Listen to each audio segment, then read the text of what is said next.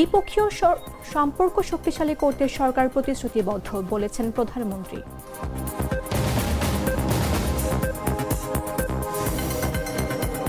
দ্বিগুণের বেশি দামে 2 cargo LNG কিনল সরকার, জ্বালানি তেলের দাম বাড়ানোর সিদ্ধান্ত নেই জানিয়েছে বিপিসি। ভিজিএফ কার্ড বিএনপি জামাতকে ভাগ করে দিল প্রশাসন, পঞ্চগড়ে কারাগারে অসুস্থ হয়ে আওয়ামী লীগ নেতার মৃত্যু। জর্ডানের যুক্তরাষ্ট্রের $300 মিলিয়ন রাডার গুড়িয়ে দিল ইরান, তেলক্ষেত্র ও বিমান ঘাঁটিতে হামলা ঠেকানোর দাবি সৌদির। এবং গুরুতর চোট রোনালদোর, বিশ্বকাপের আগে দুশ্চিন্তা ভক্তদের।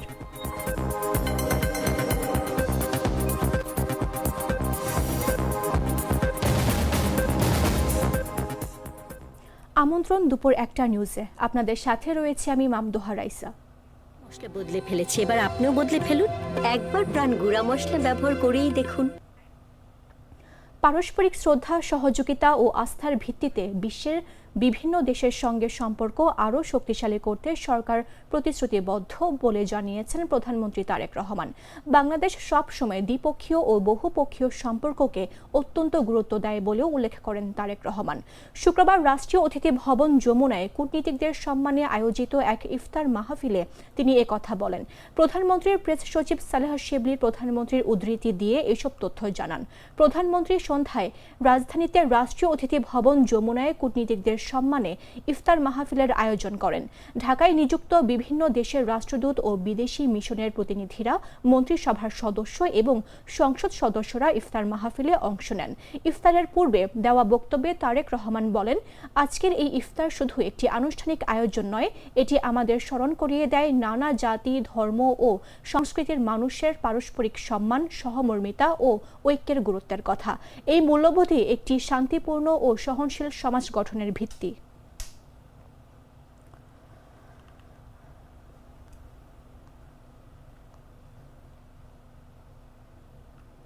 মধ্যপ্রাচ্যে চলমান যুদ্ধ পরিস্থিতির কারণে বন্ধ হরমুজ প্রণালী, এতে বিশ্বব্যাপী তীব্র জ্বালানি সংকট দেখা দিয়েছে। দীর্ঘমেয়াদী চুক্তি থাকা সত্ত্বেও কাতার সহ অন্যান্য দেশগুলো থেকে সময়মতো তরলীকৃত প্রাকৃতিক গ্যাস সরবরাহ বন্ধ রয়েছে। এমতাবস্থায় দেশের জ্বালানি সংকট মোকাবেলায় দ্বিগুণের বেশি দামে 2 কার্গো এলএনজি কিনেছে সরকার। শুক্রবার রাতে বাংলাদেশ তেল, গ্যাস ও খনিজ সম্পদ কর্পোরেশনের পরিচালক একেএম মিজানুর রহমান বিষয়টি জাগো নিউজকে নিশ্চিত করেছেন। একেএম মিজানুর রহমান বলেন, সংকট মোকাবেলায় 2 কার্গো এলএনজি কেনা হয়েছে। আগামী 15 অথবা 16 মার্চ এক কার্গো এবং 18 মার্চ আরেকটি কার্গো আসার কথা। তিনি বলেন, এলএনজি কিনতে দাম বেশি পড়েছে। একটি দ্বিগুণের কাছাকাছি, আরেকটি কার্গো দ্বিগুণের বেশি দামে কিনতে হয়েছে।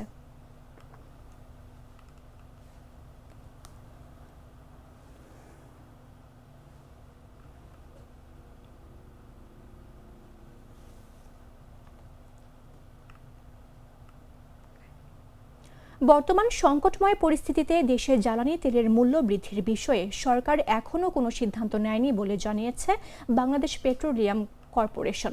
শুক্রবার বিপিসির সচিব শাহিনা সুলতানা স্বাক্ষরিত এক বিজ্ঞপ্তিতে এ কথা জানানো হয়। বিজ্ঞপ্তিতে বলা হয়, দেশের সরকার নির্ধারিত মূল্যে জ্বালানি তেল কেনাবেচার বাধ্যবাধকতা রয়েছে। সংকটের অজুহাতে অতিরিক্ত মূল্য আদায় আইনগত অপরাধ। তাছাড়া দেশের জ্বালানি তেলের মূল্য প্রতি মাসের শুরুতে সরকার কর্তৃক নির্ধারণ করা হয়। জ্বালানি তেল আমদানি ও বাজারজাত করার জন্য নিয়োজিত সরকারি এ সংস্থা জানায়, কিছু কিছু ভোক্তা ডিলার ও ফিলিং স্টেশন থেকে প্রয়োজনের অতিরিক্ত জ্বালানি তেল সংগ্রহ করে অনুমোদিতভাবে মজুত করার চেষ্টা করছেন মর্মে খবর প্রকাশ হচ্ছে, যা জ্বালানি ও খনিজ সম্পদ বিভাগ এবং বিপিসি সহ সংশ্লিষ্ট সব কর্তৃপক্ষের দৃষ্টিগোচর হয়েছে। দেশের জনগণের ভয় ও আতঙ্ক হ্রাস করার লক্ষ্যে বিজ্ঞপ্তিতে জানানো হয়, দেশের জ্বালানি তেলের সরবরাহ স্বাভাবিক রাখার জন্য বিদেশ থেকে আমদানি কার্যক্রম বা সূচি নির্ধারিত রয়েছে এবং নিয়মিতভাবে পার্সেল দেশে আনা হচ্ছে।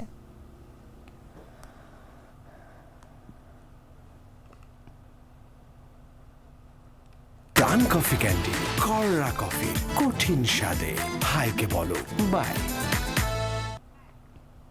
রাজধানী ঘেঁষা সাভারের কয়েকটি বাজার ঘুরে দেখা গেছে মানভেদে আপেল কেজিতে বিক্রি হচ্ছে ৩৬০ থেকে ৪০০ টাকায়, যা কয়েকদিন আগেও ছিল ৩০০ থেকে ৩২০ টাকা। কালো আঙ্গুরের দাম বেড়ে কেজিতে হয়েছে ৫২০ থেকে ৬০০ টাকা। কমলা বিক্রি হচ্ছে ২৮০ থেকে ৩২০ টাকা এবং মালটা ৩১০ থেকে ৩২০ টাকায়। বিদেশি ফলের পাশাপাশি দেশি ফলের দামও বেড়েছে। বাংলা কলা বিক্রি হচ্ছে হালি প্রতি ৫০ থেকে ৬০ টাকায়। সবরি কলার হালিতেও বেড়েছে ১০ থেকে ২০ টাকা। মাঝারি মানের পাকা পেঁপের কেজিতে বিক্রি হচ্ছে ১০০ থেকে ১৫০ টাকায়। এদিকে নিম্নমানের ফলের বাজার ছেয়ে গেছে বলে অভিযোগ করছেন অনেক ক্রেতা। তাদের দাবি, অপরিপক্ক ও নিম্নমানের ফল বিক্রি হওয়ায় প্রতিনিয়ত প্রতারিত হচ্ছেন ক্রেতারা। ক্রেতা মফিজুল ইসলাম বলেন, চাল ডালের বাজারে প্রশাসনের অভিযান দেখা গেলেও সাভারের ফলের বাজারে তেমন নজরদারি নেই। তার মতে, প্রশাসনের তদারকি না থাকায় ব্যবসায়ীরা সিন্ডিকেট করে নানা অজুহাতে প্রতিদিন দাম বাড়াচ্ছেন। এদিকে ব্যবসায়ীদের দাবি, ইরানের যুদ্ধ পরিস্থিতির প্রভাবেই আবার ফলের দাম বাড়তে শুরু করেছে। তবে ক্রেতাদের মতে, প্রশাসনের নজরদারি বাড়ানো হলে বাজারে এই অস্থিরতা অনেকটাই কমে আসবে।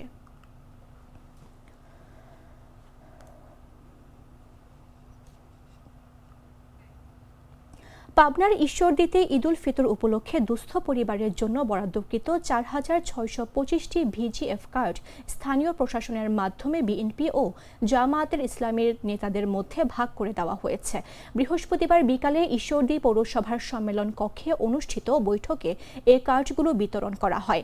উপজেলা নির্বাহী কর্মকর্তা ও পৌর প্রশাসক আরিফুল রহমান জানান, পৌরসভায় মেয়র বা কাউন্সিলর না থাকায় ঝামেলা এড়াতে নেতাদের ডেকে কার্ডগুলো তাদের মধ্যে ভাগ করা হয়েছে। তারা এই কার্ড দুস্থদের মধ্যে বিতরণ করবেন। প্রাপ্ত তথ্য অনুযায়ী ৪৬২৫টির মধ্যে ৬২৫টি কার্ড উপজেলা এলাকার দুস্থদের জন্য রাখা হয়েছে। বাকি ৪,০০০ কার্ড বিএনপি ও জামায়াতের মধ্যে ভাগ করা হয়েছে। বিএনপিকে ২,০০০, জামায়াতকে ১,২০০ এবং বিএনপির বিদ্রোহী গ্রুপের জন্য ৮০০টি কার্ড।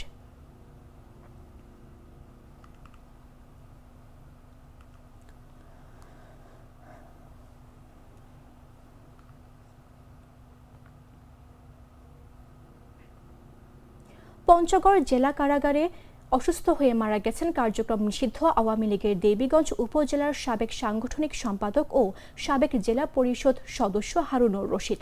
বৃহস্পতিবার বিকেলের দিকে দিনাজপুর মেডিকেল কলেজ হাসপাতালে চিকিৎসাধীন অবস্থায় মারা যান তিনি। হারুনুর রশিদ আগে থেকেই কারা কর্তৃপক্ষের অধীনে চিকিৎসাধীন ছিলেন। তিনি পঞ্চগড়ের দেবীগঞ্জ উপজেলার চিংঠি হাজরাডাঙ্গা ইউনিয়নের হাজিপাড়া এলাকার বাসিন্দা। খোঁজ নিয়ে জানা গেছে, হারুনুর রশিদ গত বছরের ১৬ অক্টোবর চেক ডিসঅর্ডারের একটি মামলায় ১ বছরের বিনাশ্রম কারাদণ্ডে দণ্ডিত কারাগারে যান। তার বিরুদ্ধে আরও একটি মামলা ছিল। গত বুধবার সকালে তিনি হঠাৎ অসুস্থ হয়ে পড়লে তাকে প্রথমে কারা হাসপাতালে নেওয়া হয়। পরে সেখান থেকে পঞ্চগড় আধুনিক সদর হাসপাতাল এবং অবস্থার অবনতি হলে চিকিৎসকেরা তাকে দিনাজপুর মেডিকেল কলেজ হাসপাতালে পাঠানোর পরামর্শ দেন। পঞ্চগড় আধুনিক সদর হাসপাতালের আবাসিক চিকিৎসক ডাক্তার মোহাম্মদ মাসুদ হাসান জানান, কারাগারের ওই রোগীকে বুধবার সকালে হাসপাতালে আনা হয়। সিওপিডি, হাইপারটেনশন, ডায়াবেটিক ও শ্বাসকষ্টে আক্রান্ত ছিলেন তিনি। শ্বাসকষ্ট না কমায় তাকে দিনাজপুর মেডিকেলে রেফার করা হয়। পরে শুনানি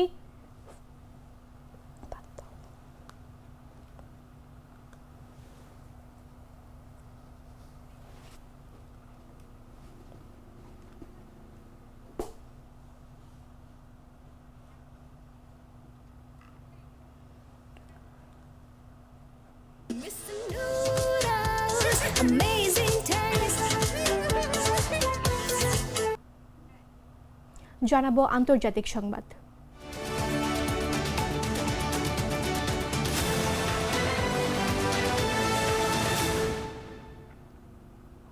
ইরানের নিঃশর্ত আত্মসমর্পণ মার্কিন প্রেসিডেন্ট ডোনাল্ড ট্রাম্প। শুক্রবার তিনি বলেন, নিঃশর্ত আত্মসমর্পণ ছাড়া ইরানের সঙ্গে কোনো চুক্তি হবে না। নিজের মালিকানাধীন সামাজিক যোগাযোগ মাধ্যম ট্রুথ সোশ্যালে দেওয়া এক পোস্টে ট্রাম্প একথা বলেন। তিনি আরও জানান, ইরানের আত্মসমর্পণের পর নতুন গ্রহণযোগ্য ইরানি নেতাদের নিয়ে যুক্তরাষ্ট্র ও তার মিত্ররা ইরানের সঙ্গে সম্পর্ক স্বাভাবিক করবে। পোস্টে ট্রাম্প লিখেছেন, ভবিষ্যতে যদি একজন গ্রহণযোগ্য নেতা বা নেতৃত্ব সামনে আসে তাহলে যুক্তরাষ্ট্র ও ও তার মিত্ররা ইরানকে ধ্বংসের দ্বারপ্রান্ত থেকে ফিরিয়ে আনতে কাজ করবে। তখন দেশটিকে অর্থনৈতিকভাবে আগের চেয়েও বড়, উন্নত ও শক্তিশালী করে গড়ে তোলার চেষ্টা করা হবে। এদিকে ইরান, যুক্তরাষ্ট্র ও ইসরায়েলের মধ্যে চলমান সংঘাত নিয়ে উদ্বেগ বাড়ছে আন্তর্জাতিক মহলে। বিশ্লেষকদের মতে এই যুদ্ধ কতদিন চলবে তার কোনো নির্দিষ্ট সীমা এখনও দেখা যাচ্ছে না। আঞ্চলিক বা বৈশ্বিক শক্তিগুলো এখনও এই তিন দেশের মধ্যে যুদ্ধবিরতি প্রতিষ্ঠার কার্যকর উদ্যোগ নিয়েছে এমন কোনো নিশ্চিত তথ্য পাওয়া যায়নি। তবে শুক্রবার ইরানের প্রেসিডেন্ট মাসুদ পেজেশকিয়ান জানিয়েছেন কয়েকটি দেশ মধ্যস্থতার চেষ্টা করছে, যদিও তিনি সংশ্লিষ্ট দেশগুলোর নাম প্রকাশ করেননি। অন্যদিকে ইরানের পররাষ্ট্রমন্ত্রী আব্বাস আরাঘচি স্পষ্টভাবে জানিয়েছেন যুক্তরাষ্ট্রের সঙ্গে কোনো ধরনের আলোচনায় যেতে রাজি নয় তেহরান, এমনকি তারা এখন যুদ্ধবিরতিও চায় না।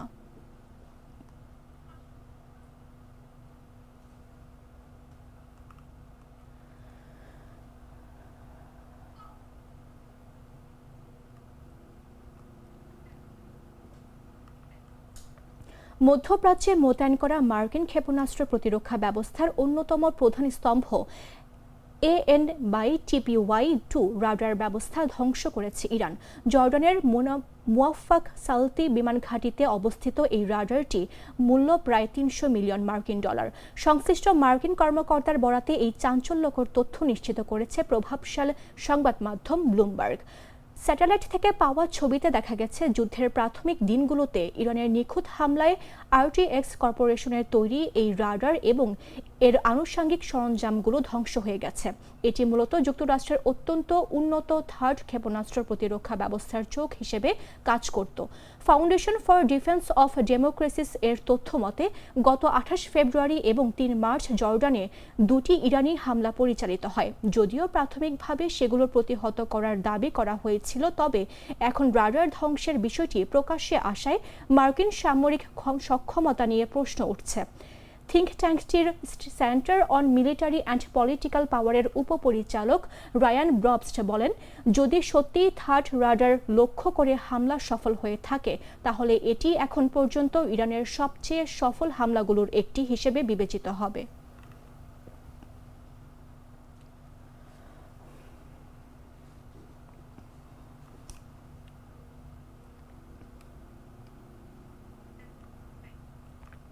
সৌদি আরব জানিয়েছে যে তারা একটি তেল ক্ষেত্র লক্ষ্য করে ছোড়া 6টি ড্রোন এবং একটি বিমান ঘাঁটির দিকে ছুটে আসা ব্যালিস্টিক ক্ষেপণাস্ত্র প্রতিহত করেছে।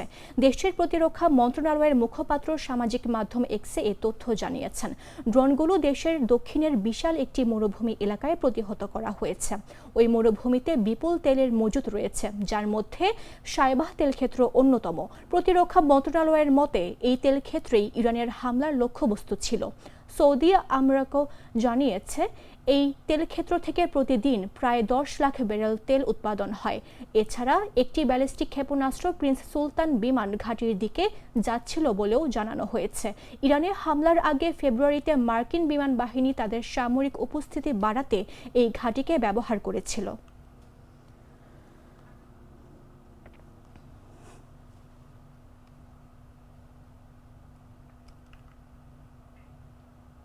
সংবাদ শেষ করব খেলার খবর জানিয়ে।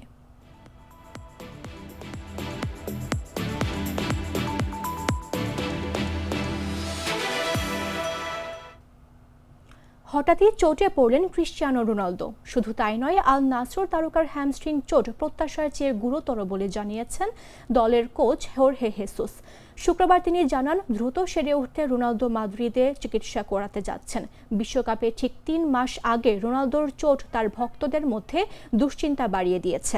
গত সপ্তাহান্তে আল ফাইফার বিপক্ষে 3-1 গোলে জয়ী ম্যাচে রোনালদো মাঠ ছেড়ে বেরিয়ে আসেন। সে সময় থেকেই তার হ্যামস্ট্রিং এ সমস্যা দেখা দেয়। আল নাসর এখনও 41 বছর বয়সী, তার এই চোটের পুনরুদ্ধারের সঠিক সময়সীমা জানায়নি। হঠাৎই চোটে পড়লেন ক্রিশ্চিয়ানো রোনালদো। শুধু তাই নয়, আল নাসর তারকার হ্যামস্ট্রিং চোটে প্রত্যাশার চেয়ে গুরুতর বলে জানিয়েছেন দলের কোচ হোর্হে হেসুস। শুক্রবার তিনি জানান দ্রুত সেরে উঠতে রোনালদোর মাদ্রিদে চিকিৎসা করাতে যাচ্ছেন। বিশ্বকাপে ঠিক 3 মাস আগে রোনালদোর চোট তার ভক্তদের মধ্যে দুশ্চিন্তা বাড়িয়ে দিয়েছে।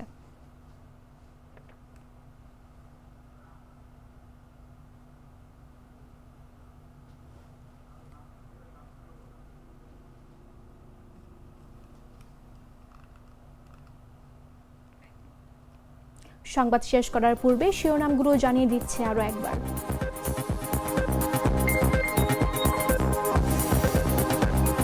দ্বিপক্ষীয় সম্পর্ক শক্তিশালী করতে সরকার প্রতিশ্রুতিবদ্ধ, জানিয়েছেন প্রধানমন্ত্রী।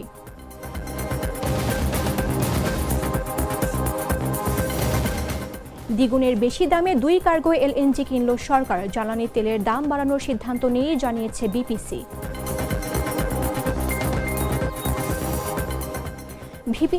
ভিজিএফ কার্ড বিএনপি জামায়াতকে ভাগ করে দিল প্রশাসন, পঞ্চগড়ে কারাগারে অসুস্থ হয়ে আওয়ামী লীগ নেতার মৃত্যু।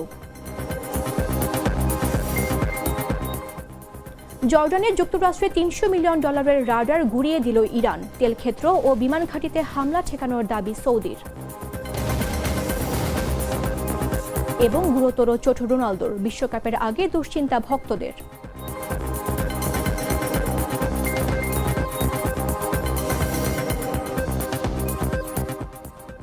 দর্শক, এই ছিল এখনকার মতো। প্রতি মুহূর্তের সর্বশেষ খবর জানতে ভিজিট করুন jagonews24.com।